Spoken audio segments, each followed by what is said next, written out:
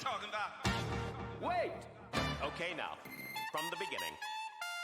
Hit it, boys. Hello my friend et bienvenue sur Kevlar Diet. Aujourd'hui, on va parler de qu'est-ce qu'une bonne alimentation, quels sont les 3 secrets d'une bonne alimentation pour que tu puisses enfin savoir ce que c'est et que tu puisses enfin avoir une bonne alimentation tout simplement.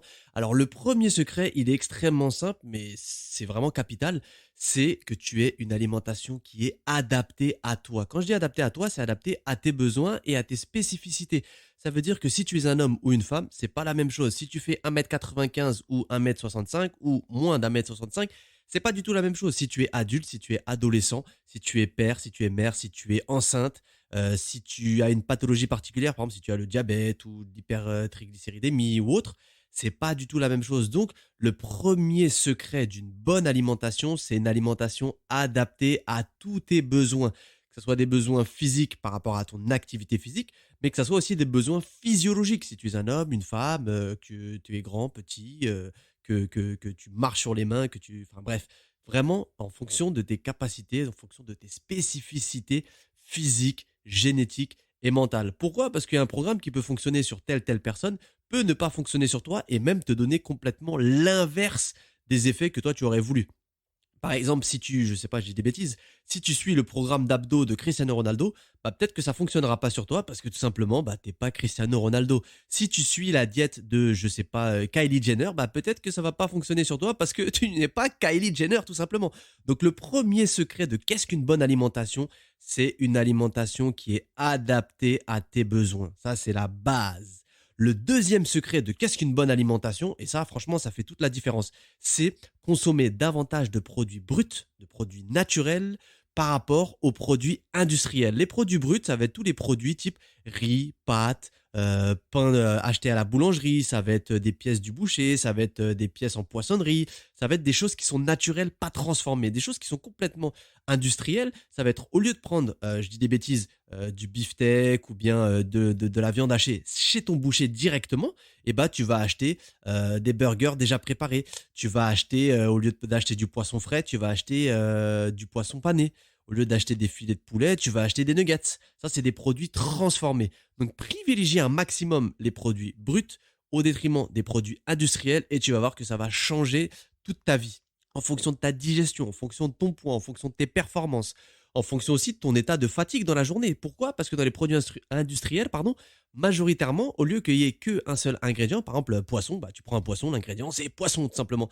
Et là, dans un produit industriel, tu vas avoir du gras, tu vas avoir du sucre, tu vas avoir des conservateurs, tu vas avoir des édulcorants, tu vas avoir des additifs, etc., etc. Et tu vas même retrouver, dans le pire des cas, mais je suis sûr que dans 90% des cas, on le retrouve ça, tu vas retrouver des perturbateurs endocriniens, des perturbateurs hormonaux. Et là, à partir du moment où tu joues sur les hormones, c'est pas bon du tout, du tout, du tout. Donc, ça peut te créer des cancers sur le long terme, ça peut être très nocif pour la santé et ça peut complètement te bousiller ton métabolisme. Donc, à faire attention. Par contre, petit PS, petite note, ne tombe pas non plus dans un extrême, dans l'extrémisme de se dire « Oh là là, produit industriel, j'en mange plus du tout. Moi aussi, il y a du pain de mie chez moi. » Même si oui, bien évidemment, c'est mieux d'acheter le pain chez son boulanger parce qu'il est de meilleure qualité. Et puis même, tu as une sorte de conscience aussi en tant qu'acteur, ce que j'appelle consomme-acteur. Mais oui, chez moi aussi, il y a du pain de mie. Oui, chez moi aussi, il y a de la mayonnaise. Oui, chez moi, il y a des produits industriels. Donc, il faut pas non plus tomber dans l'extrême et se dire « Ok, j'arrête complètement les produits industriels, je mange que des produits bruts. » Faut pas tomber non plus dans cet extrême-là, mais il faut privilégier les produits bruts aux produits industriels. Et le dernier point que je vais partager avec toi, le troisième secret, qui selon moi, c'est le point que l'on délaisse le plus. C'est le point que l'on délaisse le plus et c'est le point qu'on ne parle le moins. En fait, on en parle le moins. Peu de personnes parlent de ce secret-là.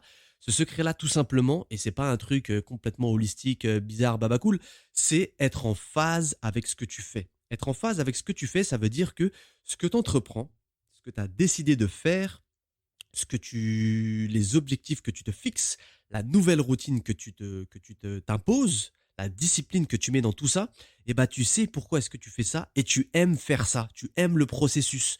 C'est-à-dire que, je vais te donner un exemple. Tu as 2 hommes, monsieur A et monsieur B. Waouh, super la diversité, la créativité. Monsieur A et monsieur B. Monsieur A et monsieur B, ils ont exactement le même profil. Ils font 1m80, 90 kg tous les deux. Ils ont tous les deux 35 ans. Ils sont tous les deux mariés. Ils n'ont pas d'enfants. Eh ben, monsieur A, il veut débuter une perte de poids. Monsieur A, il veut débuter une perte de poids. Pourquoi? Parce que sa femme, elle lui a dit, perds du poids, t'es moche, je t'aime plus, il faut que tu maigrisses. Là, c'est ça la motivation. Monsieur B, il veut perdre du poids parce qu'il a envie de perdre du poids, parce que ça lui fait plaisir et qu'il a envie de se reprendre en main et qu'il a envie de manger des bonnes choses. Et ben, je peux te dire que même si eux deux, ils ont exactement le même profil, ils ont le même objectif, perdre du poids, et ben c'est Monsieur B qui va réussir à perdre du poids de manière durable sans se frustrer et sur le long terme, il ne va plus reprendre son poids, il va prendre du plaisir là-dedans, tandis que Monsieur A, lui, il va perdre du poids peut-être le premier mois, mais t'inquiète pas qu'après il va craquer. Il va complètement craquer, tout simplement, il va être frustré parce qu'il prend pas de plaisir là-dedans. Il prend pas de plaisir là-dedans, il se serre la ceinture dans tous les sens du terme, et donc il va perdre du poids pendant un mois, très bien, moins 10 kilos, parfait, génial, mais après il va complètement devenir ouf, il va commencer à se lever la nuit, et peut-être que ça c'est ton cas aussi, parce que ça, moi j'ai déjà fait des régimes, j'ai déjà testé des régimes super restrictifs, mais je me levais la nuit, je buvais la bouteille de coca direct à la bouche, alors que j'ai jamais fait ça. En fait, si tu es trop strict avec toi-même, si tu ne sais pas pourquoi est-ce que tu fais ça, si tu ne prends pas de plaisir dans ce processus, eh ben, à aucun moment tu pourras tenir ça sur le long terme. C'est pas un sprint, c'est un marathon. Donc, le troisième secret de qu'est-ce qu'une bonne alimentation, c'est une alimentation avec laquelle tu es en phase, avec laquelle tu es en phase, tu comprends pourquoi est-ce que tu fais ça et surtout que tu aimes faire ça. Parce que si tu n'aimes pas faire ça, crois-moi que la motivation, ça dure une semaine. Ouais, je suis motivé. Ah bah, t'en es où de ton régime? Ah, finalement, j'ai lâché, tu sais. Et la salle de sport? Bah, finalement, je paye l'abonnement, mais je n'y vais pas. Et au final, bah, tu vas te retrouver à la case départ, sauf que tu auras fait des efforts, ça n'aura pas porté ses fruits, ça va te dégoûter, et au final, tu seras même pas à la case départ, tu seras à -1. Donc le but du jeu, my friend, c'est que tu sois vraiment en phase avec ce que tu fais. Même si tu fais un petit peu, fais-le de manière, j'ai envie de dire, avec pleine conscience, et que tu le fasses avec du plaisir.